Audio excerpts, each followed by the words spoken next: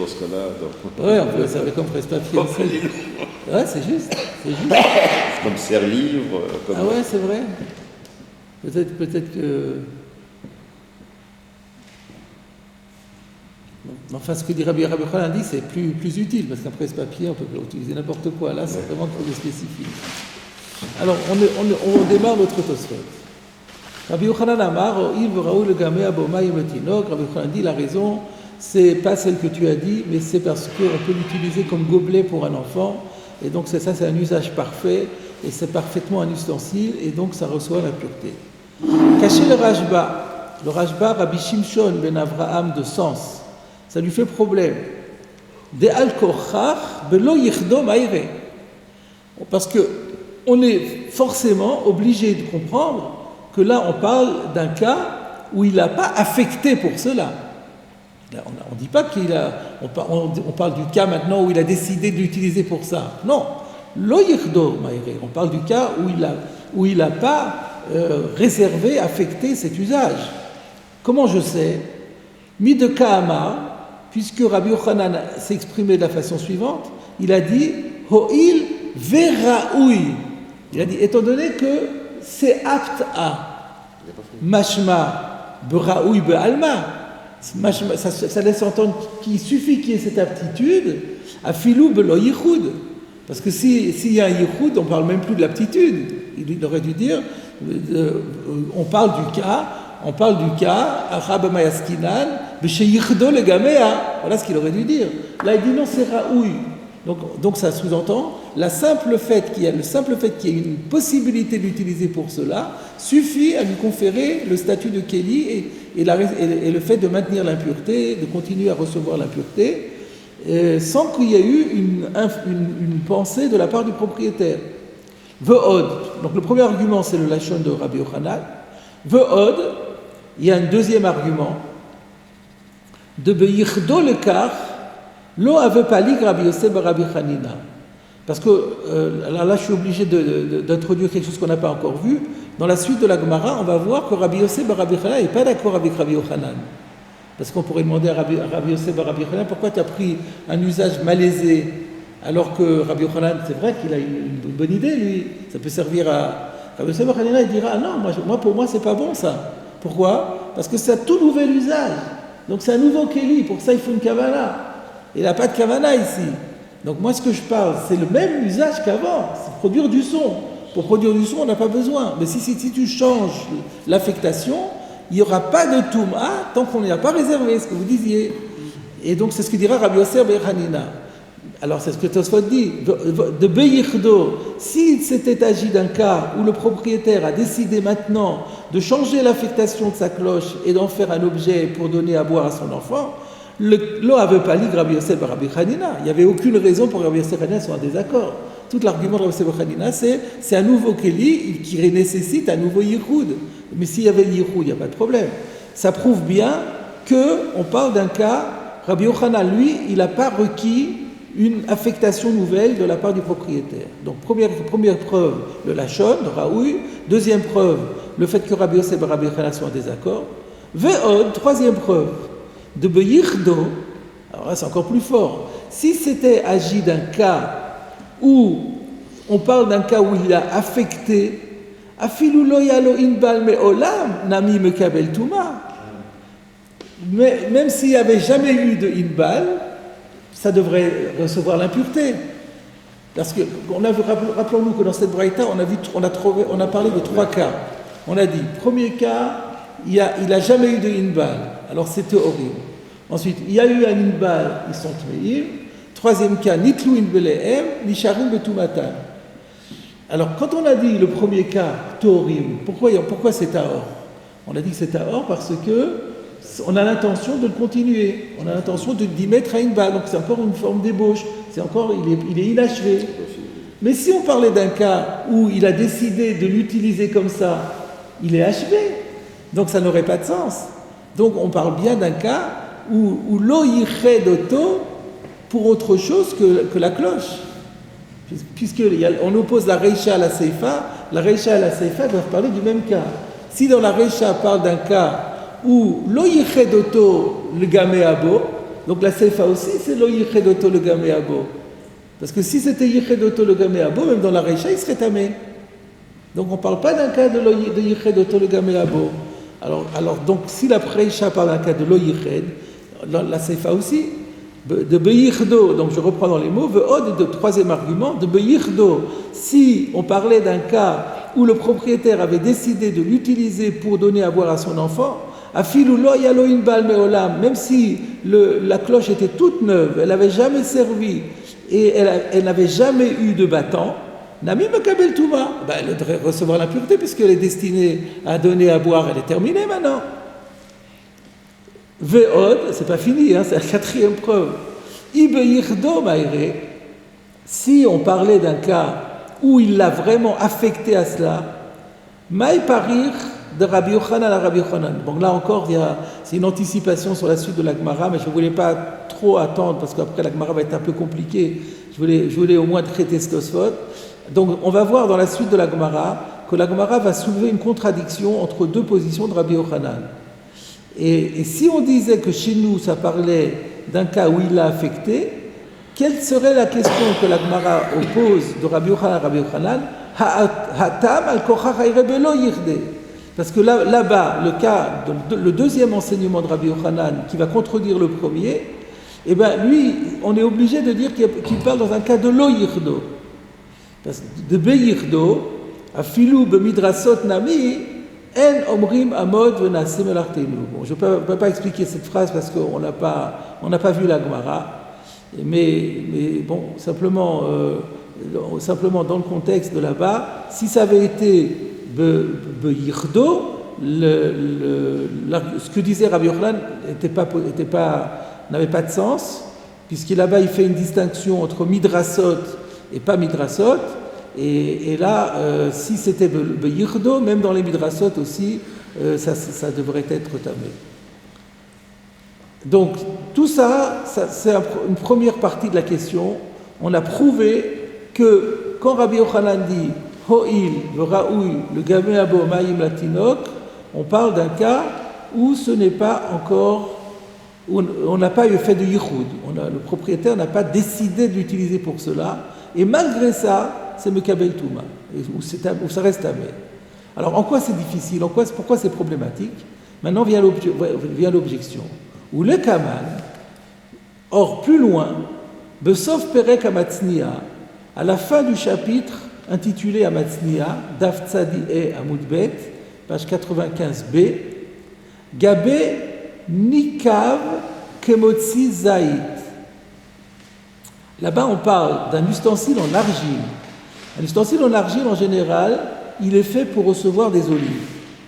Et s'il a été Nikav Kemotzi Zaïd, si cet ustensile en argile qui servait à recevoir des olives, il a été perforé avec un orifice qui permet justement aux olives de sortir.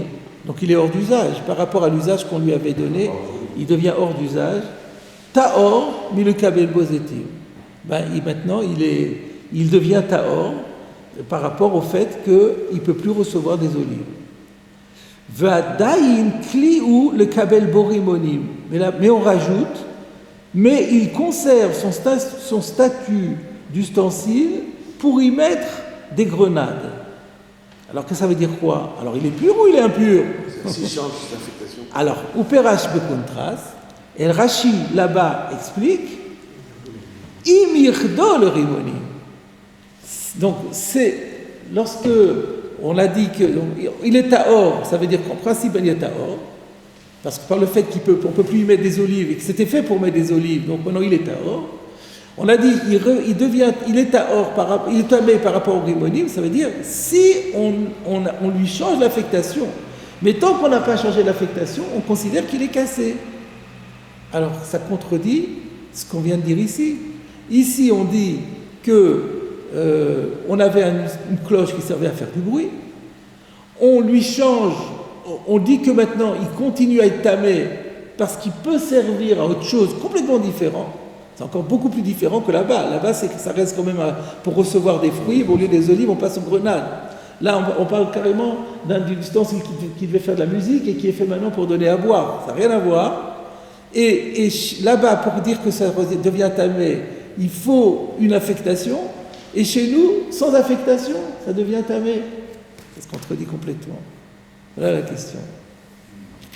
Chez nous, selon Rabbi Yochanan. Selon Rabbi Yochanan, sur Rabbi Yochanan, exactement. Ve'ilav perush hakuntras, da'atam avenicha. Alors, Tosot reconnaît que la question qu'il soulève ne se pose que d'après Rashi là-bas.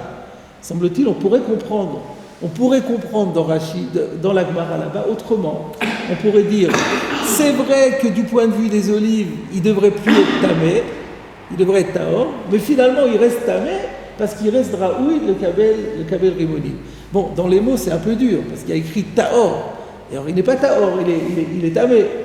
Mais alors que d'après Rashi c'est un peu mieux, parce qu'il est taor, mais il peut devenir tamé. Donc les deux dinim coexistent. Il est taor sans yichud, il est tamé avec yichud. Mais Tosfot reconnaît qu'on pourrait s'en sortir, expliquer la Gemara sans Rashi, et il n'y aurait plus de problème. Parce qu'on dirait qu'on n'a jamais besoin d'affectation. Mais d'après Rashi qui dit qu'il faut une affectation là-bas, comment se fait-il que là-bas il faut une affectation, et ici on n'en ait pas besoin? Voilà la question. Veyesh lomar, Tosfot va proposer une réponse, même pour Rashi. D'afilou, le perouche à kuntras, on peut s'en sortir même d'après l'explication de Rashi. Donc pour expliquer pourquoi chez nous on n'a pas besoin d'affectation et là-bas il en faudrait une. De acha chazit fait à l'idée gimoua, que ici c'est plus apte à servir de gobelet pour l'enfant. Pourquoi? Mishum, pour la raison suivante. De Ho'il, de Meikara avec Keli Gamour. Parce qu'on a plusieurs facteurs favorables. C'est qu'à l'origine, on avait affaire à un ustensile à part entière, une cloche en parfait état de marche. Vegamata, et que maintenant en plus, on peut faire valoir que Ediot Yachol Arziro. Il y a aussi cet argument qu'un simple particulier pourrait la remettre en place. Et ça resterait toujours une cloche. Mais bon, on a dit que ce n'est pas suffisant, mais on a quand même des arguments très forts. Itlan le Meimar, donc de ce fait, il paraît logique de dire d'Aliédé Davar Mouat, qu'avec un petit argument, à savoir chez Adaïn Raoui Ligmo Abomaï, que même sans qu'on fasse rien, il y a déjà une possibilité d'exploiter cet ustensile en l'utilisant comme gobelet pour l'eau. Chashiv Keli Afilu Beyichud, alors on n'a pas besoin de Yichud. C'est-à-dire on cumule plusieurs arguments. On dit c'était un Keli à part entière, c'est facile à réparer. En plus de ça, même sans le réparer, il est déjà utilisable. Bon, tout ça réuni fait que ça reste tamé. C'est pas le seul argument. C'est-à-dire que l'argument de Raoul le Gaméa, c'est pas le seul argument. C'est un argument qui vient s'ajouter à d'autres arguments qui existaient déjà. Et donc un petit argument suffit. Alors que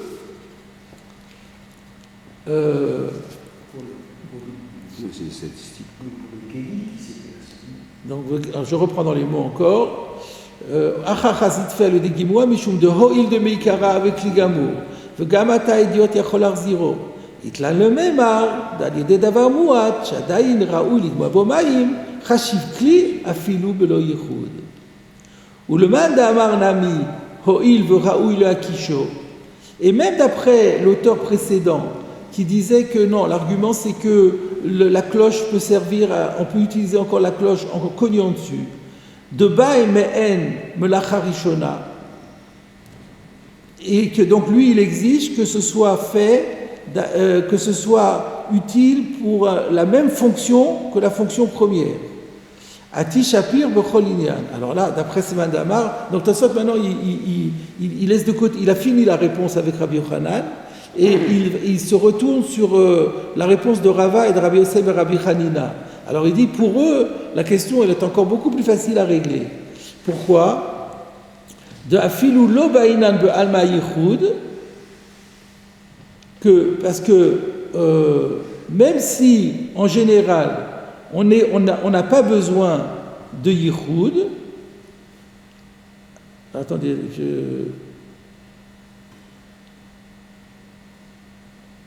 Je ne suis pas sûr d'avoir bien compris ce qu'il veut dire. On va lire d'abord. Ulman damar nami, ho'il v'raoui la kisho, de ba'i me'en melacha rishona, ati shapir b'chol inyan, d'afilu lo ba'inan be'alma yichud, acha ati shapir, de l'omani gimua ma'im, mishum she'omed adayin limlachto rishona, l'achzir bo ha'in bel. ואומר לו עמוד ונעשה מלאכתנו. וכל שכן ויבעינן בעלמא ייחוד עתיד תפי שפיר. Alors, Tosfot ici se pose la question, puisqu'on a dit qu'il y avait deux solutions dans l'histoire des Rimonim, dans l'histoire de Keli Cheres de la Gemara de la Tzadi'ei. On a dit qu'il y avait le pshat de Rashi, mais il y aurait une possibilité de ne pas expliquer comme Rashi. Alors, il dit maintenant, analysons la position de Rabbi Yossé bar Rabbi Hanina, qui lui exige que pour que ce soit tamé, la cloche continue à pouvoir être utilisée dans le même domaine que précédemment. Alors, on peut se poser la question, est-ce que c'est avec Yichud ou sans Yichud? Là, c'est sûr que c'est sans Yichud. Mais par contre, la question est de savoir, est-ce qu'on pense que d'habitude il n'y a pas besoin d'Yichud ou bien d'habitude il faut un Yichud? Alors commençons. Le man d'Amar Nami, je redis dans les mots. Le man d'Amar Nami. Maintenant, confrontons-nous aussi à l'auteur qui disait Oh il veraou il a kusho, que la raison pour laquelle la cloche reste impure, c'est parce qu'on peut l'utiliser en cognant contre l'argile. De ba'i me'en melacha rishona, donc ce qui veut dire que lui il exige pour que la cloche reste impure, qu'elle conserve la même fonction que précédemment. Au moins, me'en, quelque chose qui ressemble à la fonction précédente. Ati shapir b'chol inyan. Alors lui, on va pouvoir l'expliquer dans tous les cas. Que l'on dise qu'il faut d'habitude un yichud, ou que l'on dise que d'habitude, on n'a pas besoin de yichud. D'afilu lo ba'inan be'alma yichud, parce que même si on dit que d'habitude, on n'a pas besoin de yichud, alors pourquoi, sous-entendu, alors pourquoi ici il n'accepte pas le fait qu'on peut l'utiliser comme gobelet? C'est ça la question qui va se poser. D'après celui qui dit, il faut que ce soit uniquement le même type d'argument qu'avant, le même type d'utilisation qu'avant. Il ne faut pas que ce soit autre chose, le gobelet. Mais pourquoi, en quoi ça le dérange? Puisque si d'habitude on dit qu'on peut changer d'affectation, enfin, plus exactement, la possibilité de changer d'affectation suffit à maintenir la Touma sans qu'on ait à l'affecter. Alors pourquoi ça ne marcherait pas chez nous? D'après cet auteur-là, c'est ça la question va se poser en sens contraire en quelque sorte. Si on dit que là-bas, on n'a pas besoin, que dans le cas du Klicheres, il va être tamé, pas comme Rashi, sans affectation, comment comprendre qu'ici, il faut obligatoirement la même utilisation? Même si ce n'est pas la même utilisation, on n'a pas besoin d'affectation, c'est comme n'importe où. Alors réponse, même si d'habitude on n'exigeait pas une affectation, et on peut passer d'une affectation à l'autre, Acha ati shapir, ici ça va bien, de l'omani gimu amaïm, que ne fonctionne pas l'idée de l'utiliser comme gobelet. Pourquoi? Mishum she'omed adayin limlachto rishona l'achzir bo ha'in bal.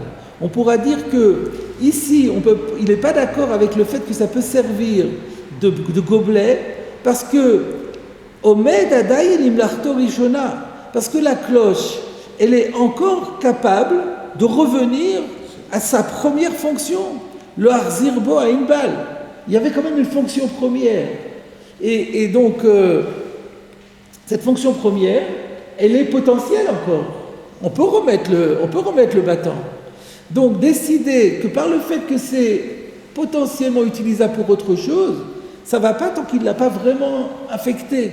Parce que c'est difficile de dire ça peut servir à autre chose tant que la fonction première est encore préservée. C'est difficile d'imaginer qu'il va changer complètement l'utilisation de sa cloche, alors qu'elle peut continuer de fonctionner comme une cloche. C'est pas très compliqué, on ramène le battant et on le refixe. Donc là, si on veut dire que c'est tamé, il faut garder la fonction première. Si on veut utiliser une autre fonction, il faut l'affecter. Alors que quand on est le plus haut, dans un cas où l'ancienne fonction, elle est condamnée, on ne peut plus y revenir, alors là, on n'a pas besoin de faire une nouvelle affectation. Ça se fait automatiquement. Vous voyez le distinguo? Voilà comment on peut comprendre. Est-ce que Tosfot dit Vomerlo amod venase melartenu. Il utilise une expression qu'on va vous trouver dans la Gemara par la suite en disant ah non, tu ne peux pas l'utiliser pour ça, parce que nous, on va te dire tu nous déranges, on veut faire notre travail. Quand tu prends ta cloche et tu l'utilises comme gobelet, on n'est pas d'accord, parce qu'on dit non, attention, c'est pas un gobelet, c'est une cloche, nous on veut mettre notre bâton. Tu nous déranges avec ton eau dans le gobelet, nous on veut mettre le bâton à l'intérieur. Donc c'est pas considéré comme un usage réel. Ça c'est si on dit qu'on n'a pas besoin de yichud habituellement. Le kol sheken de iba inan balma yichud de hatit fe shapir. Maintenant si on dit que, comme Rashi, qu'il faut toujours un yichud, alors là, ça marche très bien. Quand c'est l'usage de Raoul le Akisho, il n'y a pas d'Ichoud, et on n'a pas besoin d'Ichoud parce que ça reste le même usage globalement, alors que si on voulait passer à changer complètement l'utilisation d'instruments de musique en contenant en gobelet, là, il faudrait un Ichoud. Et comme on n'a pas d'Ichoud, ça ne marche pas.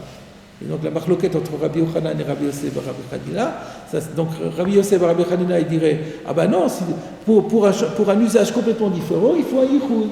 Et Rabbi Yochanan dirait non, mais ici c'est pas la peine parce qu'on a premier argument, deuxième argument, troisième argument, donc c'est tout ensemble, ça suffit. Et ça serait ça le débat entre eux. Donc finalement, votre question était y a-t-il un yichud ou pas? Alors ici, c'est sûr qu'on n'a pas eu besoin d'yichud. Et la question était de savoir, alors pourquoi il n'y a pas d'Ichoud? Est-ce qu'habituellement il en faut? Réponse oui, habituellement il en faut. Ici, on n'en a pas besoin parce que il y a plusieurs arguments qui se cumulent. Ça, c'était le pshat d'après Rashi. Ou alors on dit qu'on n'a jamais besoin d'une affectation. À partir du moment où ça a été une fois considéré comme un kéli, après les changements d'utilisation se font sans Ichoud. Après, je ne comprends pas très bien la base dans l'histoire du contenant où on a fait un trou et d'où sortent les olives. Comment on fait ce kéli change complètement d'utilisation en mettant des rimons alors qu'en fait finalement on est exactement dans la même utilisation. Oui, vous avez raison. C'est le même type d'utilisation, un peu différent. C'est ça qu'on dit là-bas. Et alors donc il y a deux manières de comprendre là-bas. Donc il y a une manière de dire donc de ce fait qu'il n'y a pas besoin d'Ichoud, parce qu'on reste dans la même démarche. Mais Rashi pense que, étant donné qu'il était fait pour les olives et qu'il est plus possible de faire pour les olives, c'est quand même considéré comme une nouvelle utilisation. Alors c'est vrai que c'est toujours pour entreposer. Oui, mais ça n'a rien à voir. Le fabricant d'olives, il vous dit ça me fait une belle jambe, moi j'ai pas de grenade. Vous comprenez? C'est quand même quelque chose de complètement différent. Alors c'était ça l'incertitude qu'il y a ici. Il y a le pshat de Rashi et Tosfot envisage de dire autrement. Et d'après Rashi, c'est considéré le fait de passer des olives à la grenade, c'est une transformation complète qui requiert un yichud.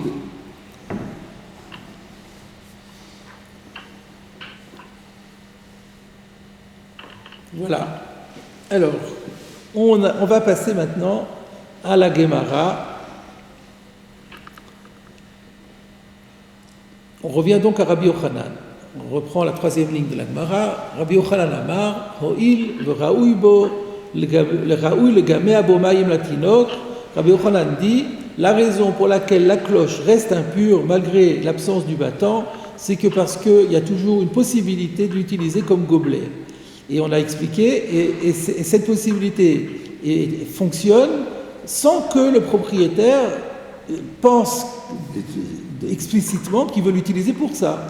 Il n'a pas besoin de vouloir l'utiliser pour ça. La simple possibilité de le faire suffit pour conférer à l'ustensile encore son statut d'ustensile et donc son impureté. Rabbi Yochanan, lobaï me'en blacha rishona. Donc ça veut dire que Rabbi Yochanan, lui, contrairement à Rabbi Yosef et Rabbi Hanina, il n'exige pas que la fonction nouvelle soit la même, à peu près la même, mais N, ça veut dire à peu près la même que la fonction première, puisqu'il passe carrément d'un instrument de musique à un gobelet. Et donc, est-ce que vraiment Rabbi Yochanan n'exige pas, mais N, la Harishona, que la potentialité d'utilisation soit du même ordre que la fonction première? Ve'atania. Mais pourtant, il y a une baraïta qui enseigne. Alors, nous on a ici V'chol keli asher yeshev alav. Alors là, il y a un problème de version. Il n'y a pas de verset qui dit V'chol keli asher yeshev alav. Il y a un verset qui dit V'chol hakeli asher yeshev alav. Je vais vous citer le verset. C'est dans Parashat Shmini. Dans Vayikra Tetvav, il y a des lois d'impureté à la fin de la Parashat Shmini. Le verset parle du zav. Donc la personne, le monsieur qui a un problème de maladie au niveau de l'écoulement de la matière séminale. On appelle ça un zav. Au lieu que ce soit du sperme qui sort, c'est quelque chose de différent. Et donc ça lui donne le statut, on dit qu'il est affligé de flux. Et donc ça lui donne un statut d'impureté, de source principale d'impureté. Et la particularité de ce zav, c'est qu'il transmet son impureté sans contact. De deux manières. Le verset dit Kol hamishkav asher yishkav alav azav yitma. Toute couche sur laquelle le zav va se coucher, il la rendra impure, deviendra impure. Sous-entendu, sans qu'il la touche. Par exemple, il y a sur le lit, il y a un matelas, il y a le sommier, il y a le matelas, et il y a des draps. Il touche ni le matelas ni le lit, et ben tout devient tamé parce qu'il s'est couché dessus. Tout ce sur quoi il s'est couché devient tamé. Et de la même façon, v'chol hakeli asher yeshev alav yitma. Tout objet sur lequel il va s'asseoir devient impur. C'est de ça qu'on parle. Même s'il ne le touche pas, par le fait qu'il est assis sur sa chaise, la chaise devient impure. Alors, donc là, on rentre maintenant dans un problème complètement différent. Kol hakeli asher yeshev alav. Yachol, j'aurais pu croire, kafa sea veyashav alea. S'il a renversé sa'a. Sa'a, c'est une mesure. Donc en fait, ça veut dire, ici, il faut comprendre un instrument qui sert à mesurer, à jauger, et qui est donc la mesure d'une sa'a. Donc sa'a, c'est une mesure. Je crois que j'ai ici, là, par hasard, un document qui dit la correspondance. Ce que j'ai ici, sa'a. Oui, sa'a, c'est d'après, vous savez qu'il y a toujours le petit chiour, le grand chiour, d'après Rav Chaim Naé, c'est 8 litres 29, et d'après le Chazonich, c'est 14 litres 4. Juste pour par hasard, j'ai le document là. Pardon ? C'est un grand saut. C'est un grand seau, mais ça, à l'époque, on avait besoin, c'était un instrument de mesure. Parce que c'était, j'achète une sa'a, alors comment je vais savoir si on m'a bien donné une sa'a et pas moins qu'une sa'a ? Il y a un instrument qui est jaugé, on le remplit, et on sait que ça fait une sa'a, et alors le commerçant donc, remplit le seau de sa'a, il dit, vous voyez, ça fait une sa'a, et après il le donne à l'acheteur. Donc ça, c'est comme un grand seau. Donc il suffit de le renverser, et ça devient un tabouret. Donc c'est ça, kafa sa'a. Il a renversé un instrument qui sert à mesurer la sa'a, et il en a fait un tabouret. Veyashav alav, et il s'est assis dessus. Ou encore, kafa tarkav, veyashav alea. Ou alors, il a renversé un tarkav. Qu'est-ce que c'est qu'un tarkav ? Il y a un rashi. Il y avait d'abord un rashi avant. Achi garsinala betorat kohanim. Donc en fait, on apprend que cette braïta, elle est citée dans la Torah de Kohanim. Vous savez ce que c'est Torah de Kohanim ? C'est le Midrash Halacha sur Vayikra. Ce sont des braïtot, un recueil de braïtot. Et qu'est-ce qu'il y a écrit ? V'chol hakeli. Vous voyez que le Rashi, dans la version de Rashi, il y a bien un hey en plus. Tout l'ustensile sur lequel il va s'asseoir. Reché dekra. Le début du verset, c'est V'chol hamishkav. Alors c'est pas V'chol, c'est kol. Il faut corriger. Kol hamishkav. Vegomer. Donc c'est ce que je vous ai cité. Kol hamishkav asher yishkav alav zav yitma. V'chol hakeli asher yeshev alav yitma. Yachol kol keli b'mashma.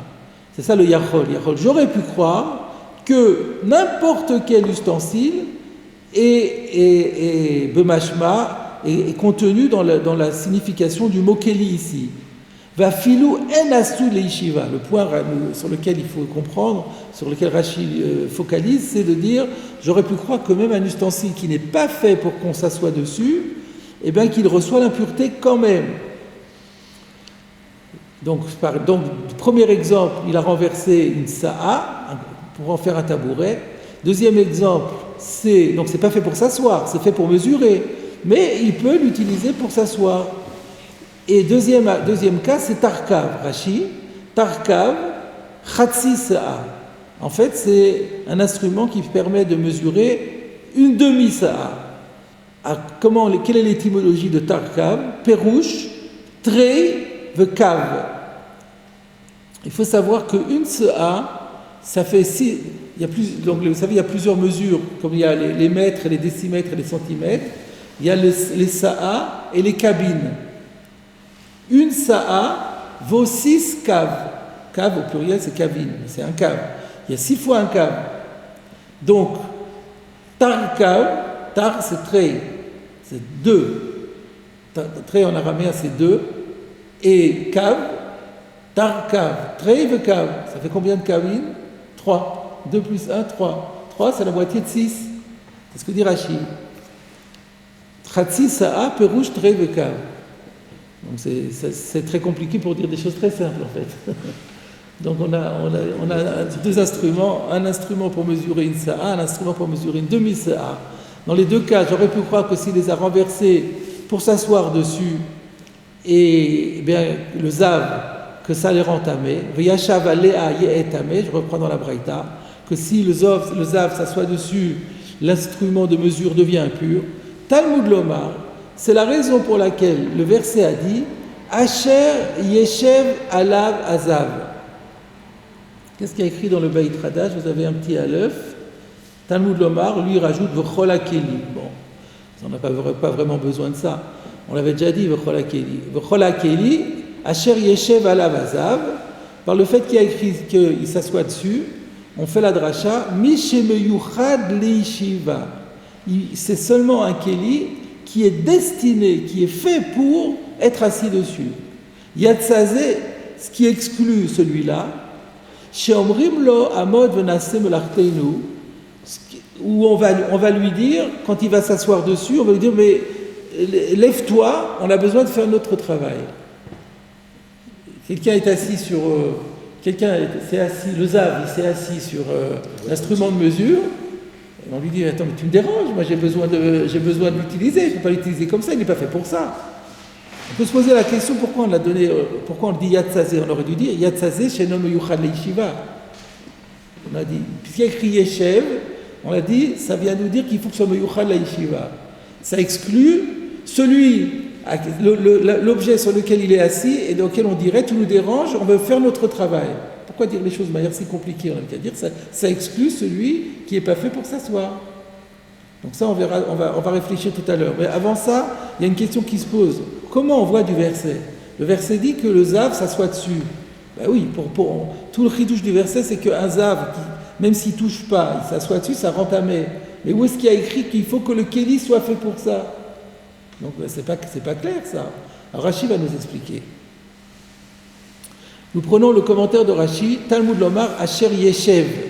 Rashi se pose la question, mais comment on voit ça du verset? Réponse, Midlo Ketiv, Gabé Mishkav, Asher Shachav. Maintenant on comprend pourquoi Rashi avait cité le début du verset en disant qu'au début du verset on parlait de Mishkav. On aurait pu se demander, mais qu'est-ce qu'il a besoin de nous dire ça? Parce qu'en fait, dans la dracha, on a besoin du Mishkav aussi. C'est quoi l'histoire? C'est que on n'a pas... Alors, la finesse dans Rashi ici, c'est de comprendre que il faut lire Shachav. Bon, non, ça c'est normal. On n'a pas le choix. Gabé Mishkav, Asher Shachav. Puisqu'il y a écrit Yishkav. Donc il n'est pas écrit Shachav. Le verset aurait pu se mettre au passé. Un siège sur lequel le zav s'est assis est devenu tamé, au passé. Là, on a utilisé le futur. C'est ça l'idée de Rashi. Mi de loketiv gabe mishkav asher shachav, vegabe moshav asher, comment vous allez lire ici? C'est là la finesse. Mais il est écrit Yeshev. C'est écrit Yeshev. Il y a écrit Yishkav et Yeshev. Pardon? Comment vous dites? Yushav. Ouais, il n'existe pas Yushav. Ben, parallèlement avec Shachav. Yashav. Yashav, tout simplement. Et là, il y avait une petite finesse, parce que Yashav et Yeshev, si on ne veut pas les voyer, ça se dit pareil. Mais heureusement, on a Shachav. Dans Shachav, entre le passé et le futur, il y a une lettre en moins. Donc là, ça permet de faire la différence. Donc je reprends. Du fait qu'à propos de Mishkav, on n'a pas utilisé le passé en disant Asher Shachav, la couche sur laquelle il s'est couché. Et de même, Gabé Moshav, au niveau du siège, on n'a pas utilisé le passé en disant Asher Yashav, en disant sur lequel il s'est assis. Urtiv, et au contraire, il a été écrit au futur Yishkav, Yeshev, donc on a utilisé le futur au lieu du passé. Mashma, ça sous-entend chez Yishkav alav tamid, Veyeshev alav tamid, que c'est un siège sur lequel, non, une couche sur laquelle il se couche tout le temps, ou un siège sur lequel il s'assoit tout le temps. C'est-à-dire, Bemeyuchad l'ishriva ou l'ishiva. Il faut que ce soit destiné, affecté, réservé, soit au fait de se coucher dessus, soit au fait de s'asseoir dessus. Donc voilà la difficulté que Rashi avait, et comment on voit du verset, qu'il faut que ce soit spécifiquement fait pour cela. Il répond par l'usage du passé, par l'usage du futur, alors qu'on aurait attendu plutôt un passé. Le faisable, si ça soit sur cette C1, eh bien, il ne rend pas impur. Il ne rend pas impur. C'est ça ce qu'on est en train de dire. Exactement. Il ne la rendra pas impur. Parce que ce n'est pas fait pour ça. Alors, Rashi continue et dit Vegabe Mishkav Nami Darishle Atamachi. Et d'ailleurs, dans Torah de Kohanim, parce que Rashi il avait le Torah de Kohanim, on fait la même dracha aussi sur le Mishkav. Qu'il faut aussi que ce soit Meyuchad l'Ishriva. Ici, on a pris le bout de Braïta qui parle de Yeshiva, mais il existe aussi par rapport à la Shriva. Shriva, Yeshiva, c'est parallèle, c'est la même application. Ubechol ha'esfarim ketiv ve'ayoshev ala keli asher yeshev alav. Alors maintenant, Rashi nous signale un problème. Il dit que dans toutes les versions qu'il avait sous les yeux de la Gemara, le verset cité n'est pas celui que nous avons nous, que Rashi a dit. Alors vous remarquerez, Rashi avait dit Achi Garsinala Betorat Kohanim. Quand on avait commencé le commentaire de Rashi sur le verset V'chol hakeli Asher yeshev alav, il avait dit Achi Garsinala Betorat Kohanim. Pourquoi il avait dit ça? Maintenant on comprend. Parce que dans la Gemara, il n'avait pas cette girsa. Et il va réfuter la version qu'il avait dans tous les exemplaires de Gemara en se basant à la version qu'il y a dans Torah de Kohanim. Donc c'est un vrai travail de rigueur scientifique, un vrai travail de savant que Rashi a fait. Il a retrouvé la bonne version en recourant au Torah de Kohanim. Visiblement, la version qu'il avait sur place lui faisait problème. Donc il est allé chercher le Torah de Kohanim et il a trouvé dans le Torah de Kohanim que la dracha se fait à partir d'un autre verset. Alors on va donc découvrir. Nous, on n'a plus ça, parce que les éditeurs, parce que comme souvent, ont validé la version de Rashi, donc du coup, ils ont corrigé déjà les textes. Donc nous, on a déjà le texte que Rashi a corrigé. Mais Rashi n'avait pas ce texte-là, il avait un autre texte avec une autre version. Alors, c'était quel? Alors Rashi nous dit, Bechol Asfarim, tous les Sfarim, il n'y avait pas un seul manuscrit qui correspondait. Dans tous les autres manuscrits, il y avait écrit, Vayoshev ala keli asher yeshev alav. Ça ressemble beaucoup.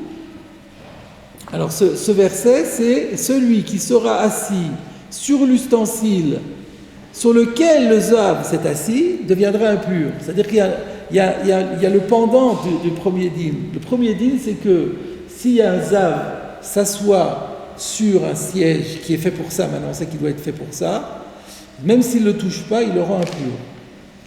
Et maintenant, on apprend que Chol HaYoshev va Yoshev ala Keli Asher Yeshev alav, s'il y a quelqu'un de pur qui s'assoit sur ce siège, qui est fait pour être un siège, qui a été rendu impur par le fait qu'un Zav s'est assis dessus, et lui il s'assoit dessus mais sans le toucher, il devient impur. Donc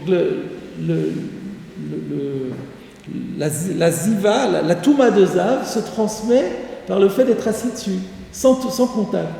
De la même façon que le siège devient impur sans contact, la personne qui s'assoit sur le siège impur devient impure sans contact également. Pourquoi ? Parce que il faut savoir que le siège a aussi un digne de Avatouma. Le Zav, il est Avatouma, mais quand la Torah nous dit, la Torah ne parle que de Avatouma, donc si la Torah nous dit que le siège ou la couche sur laquelle le Zav s'est installé devient impur, ça veut dire qu'elle devient source principale d'impureté. Et du coup, la personne qui va s'asseoir dessus va aussi devenir impure. Mais il n'a pas le. Il sera plus Ah non, mais lui, il sera plus Av, lui, il sera Rishon. Vous avez raison. Et un homme ne peut pas être plus que. Il peut être que Av, ou Av ou Rishon, pas plus. Donc il sera Rishon. Alors, donc, c'est ce verset-là qui était dans les Sfarim. Ukra acheru, mais c'est un autre verset.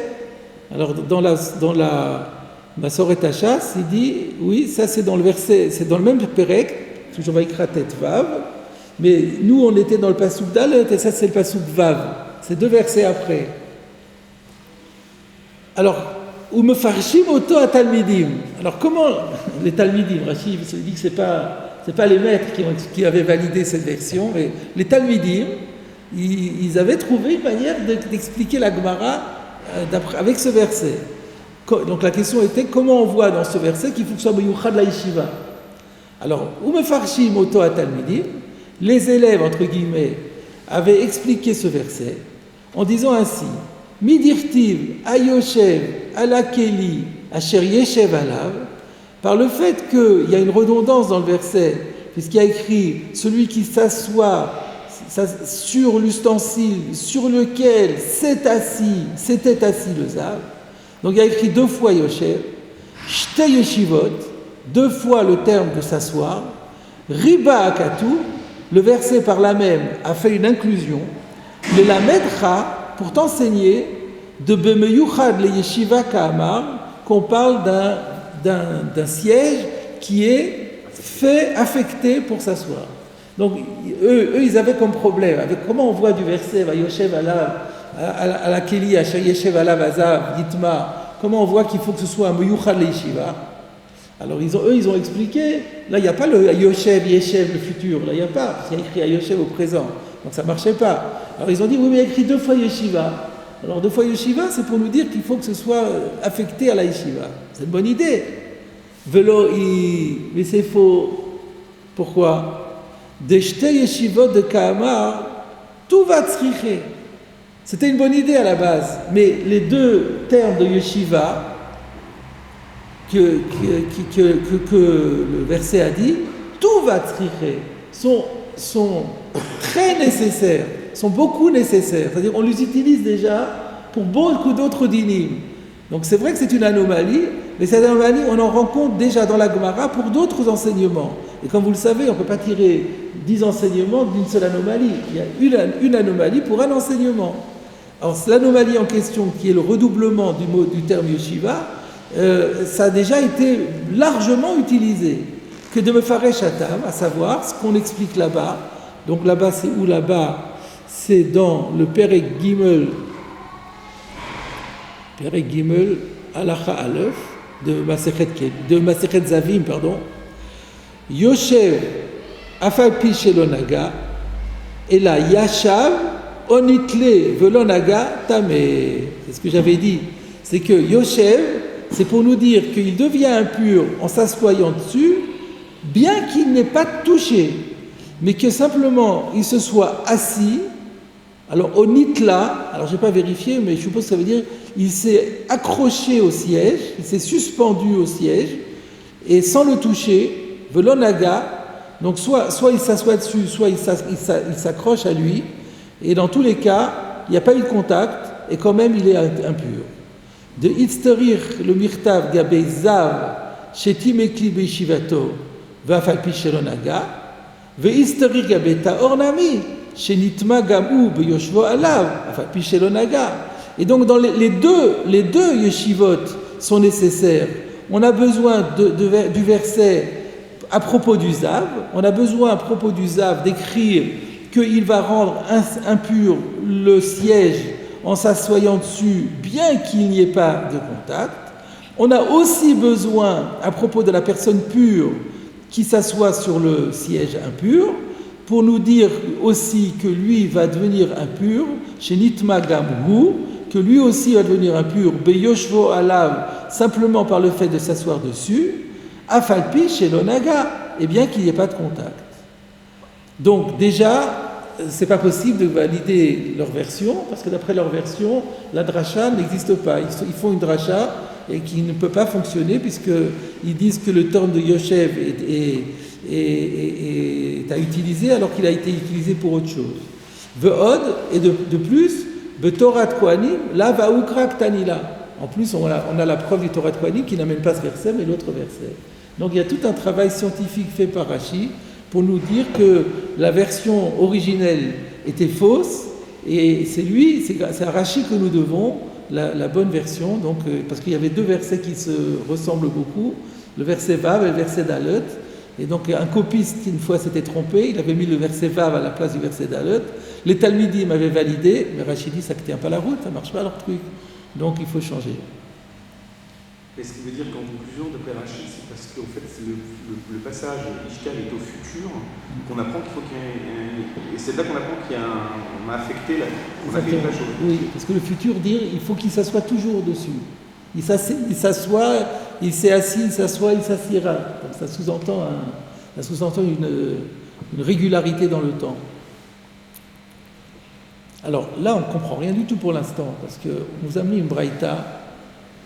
Nous, qu'est-ce qu'on voulait, nous ? On avait eu un avis de Rabbi Yochanan qui disait qu'on n'a pas besoin, quand on a un ustensile qui était impur et qui s'est cassé, et qu'on veut dire qu'il continue à être impur, qu'on peut trouver une utilisation. Il suffit qu'il existe une autre utilisation, même si elle est complètement différente, ça va aussi. Et on dit, est-ce que c'est possible, une chose pareille ? Pourtant, on s'attend à ce qu'on nous dise, Rabbi Yochanan a dit le contraire. Au lieu de nous parler de Rabbi Yochanan, on nous apporte une braïta qui parle de tout à fait autre chose. Donc au début, on est un peu perdu. On se dit, mais pourquoi on décide tout ça ? Qu'est-ce que ça a à voir dans notre affaire ? Donc ça, vous allez voir, ça va se clarifier dans la suite. Oui, Pourquoi on répète pas? Pardon? Parce que Rachi a prouvé qu'il faut un yud, qu'il faut que ce soit affecté. Oui, mais là on parle pas de on parle ici de la Toumat Midras, du Zav. Est-ce que ça a à voir avec ce dont nous parlons? On parle pas de Zav là? Non, mais et puis en plus c'est pas Rabbi Yochanan, c'est. Oui. Rabbi Yochanan, on est en train de dire. Pardon? Pour l'instant, on n'a pas Rabbi Yochanan. Pour l'instant, c'est pas Rabbi Yochanan. D'accord. Mais là, on voit qu'il faut que ce soit affecté à s'asseoir pour que ce soit. Pour que, ouais. Donc pour la Toumat Midras. La cloche devrait être affectée. Alors il y a un problème d'analogie là. C'est un peu, a priori, on voit pas. C'est un peu osé de faire une analogie. Là, on parle du Zeratakatou du Zav, digne de Zav, là, qui est un truc qui doit être fait pour s'asseoir. On parle d'une cloche sur laquelle elle n'est pas faite pour s'asseoir et qui n'est pas tout mais par Zav. Il y a une analogie à comprendre. Vous voulez poser une question? Parce que il dit. Donc c'est quelque chose qui fait pour s'asseoir parce qu'il dit un CA, d'accord? Pourquoi aussi un demi-CA? Non, c'est deux exemples. C'est une façon de parler? Façon de parler, ouais, on en donne deux exemples. Même si c'est un petit CA, c'est. Ouais, c'est pareil, ouais, exactement. Alors moi, maintenant, je voulais revenir sur l'autre question que j'ai soulevée tout à l'heure, sur la formulation de cette braïta, qui dit, donc j'aurais pu croire qu'en s'assoyant sur un instrument de mesure, le Zav le rend impur. Non, il ne le rend pas impur parce que il faut que ce soit Meyuchad la Yeshiva. Donc, Miche Meyuchad la Yeshiva. Yatzazé, on s'attendrait à ce qu'on dise Yatzazé, chez Eno Meyuchad la Yeshiva. Mais ce n'est pas écrit comme ça. Yatzazé, chez Omrim Lo, Amod Venase Melarteinu. Ça veut dire quoi ça? Alors, ça exclut le cas du siège qui n'est pas, sous-entendu, qui n'est pas fait pour s'asseoir, et où on dit lève-toi parce qu'on veut faire notre travail. Pourquoi cette formulation alambiquée pour dire quelque chose de tellement simple, on dit quelque chose de compliqué? Alors je propose de dire parce qu'il y a la svara. On donne la svara du din. Pourquoi la Torah exige-t-elle que le siège soit fait pour être un siège? Il a pris un tabouret, donc c'est un tabouret de fortune.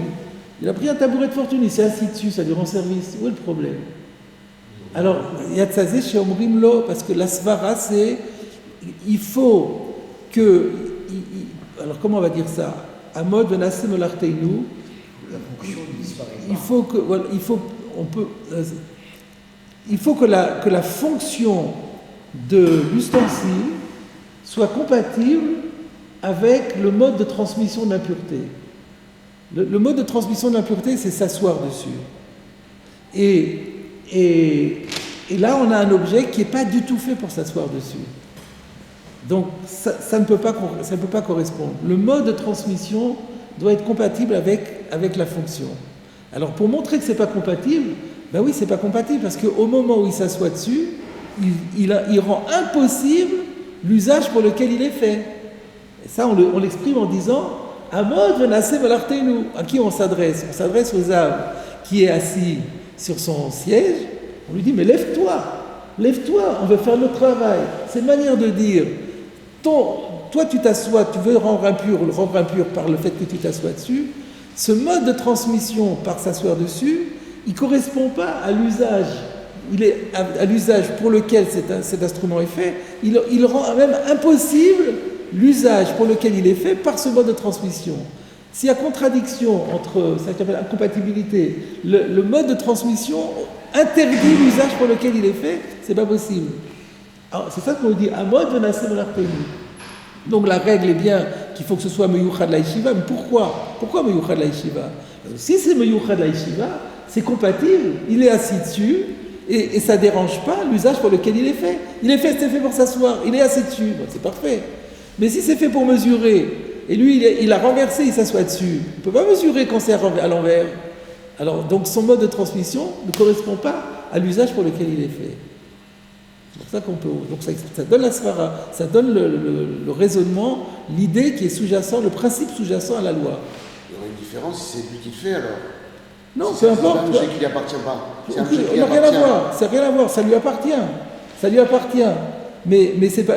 Là, on a pris quand on dit Amod Venassé Melarteinu, on fait semblant que ça ne lui appartient pas pour expliquer. Mais même si c'est lui, finalement, c'est pas. Il a cet objet-là, qu'au moment où il s'assoit dessus, il interdit l'usage basique pour lequel ça a été fait, et ça, c'est pas possible. L'impureté ne peut se transmettre par le fait de s'asseoir que si ça ne contredit pas l'usage pour lequel. Donc ici, il y a une notion d'usage pour lequel l'ustensile est fait. Il faut que cet usage pour l'ustensile fait ne soit pas contredit par le mode de transmission. Donc il insiste sur l'usage, peut-être en disant un CA, un demi-CA. Pourquoi? Ça, oui, non. Avec une ça, on a compris l'usage. Oui, peut-être. Ouais. Oui, vous avez raison. En donnant deux instruments de mesure, on comprend qu'on a affaire à des instruments de mesure, tout à fait. On peut dire ça aussi. Alors, ensuite, on continue. Rabbi Elazar Omer, Bemidrasot, Omrim Amod Venassé Melarteinu, Ve'en Omrim Bitmemet Amod Venassé Melarteinu. Alors, au début, là ici, il y a une petite ambiguïté.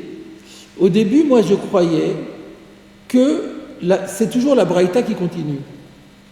Parce que Rabbi Elazar, il y a un Tana qui s'appelle Rabbi Elazar, et c'est formulé en hébreu. Donc, en général, les Amoraïm, eux, ils parlent araméen.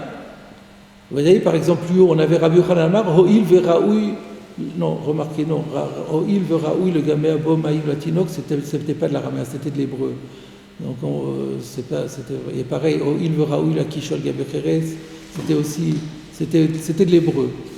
Parce que comme ils étaient en train d'expliquer une braïta, ils se sont mis Et ils se sont mis à l'expliquer dans la même langue. Parce qu'en général, un moyen de savoir si on est dans la Gemara ou si on est dans une Baraïta, si on regarde la langue.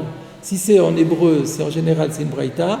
Et si c'est en araméen, alors on est sûr qu'on est dans la Gemara. Mais il peut y avoir des exceptions. Quand on est en train d'expliquer une Baraïta, alors on continue, on conserve la langue de la Baraïta qui est l'hébreu. Donc ici, moi je croyais que Rabbi Eliezer Omer, Midrasot Omrim Amod Venasem Lartenu, Venomrim Betmemet Amod Venasem Lartenu, moi je pensais que c'était la Baraïta qui continue. Mais en continuant ensuite, Ve Rabbi Yochanan Amar, Af Omer Betmemet Amod Venasem Lartenu, je me rends compte que ça c'est pas possible. Rabbi Yochanan c'est sûrement pas un Tana. Et donc, il ne peut pas être Rolek sur les Tanaïm.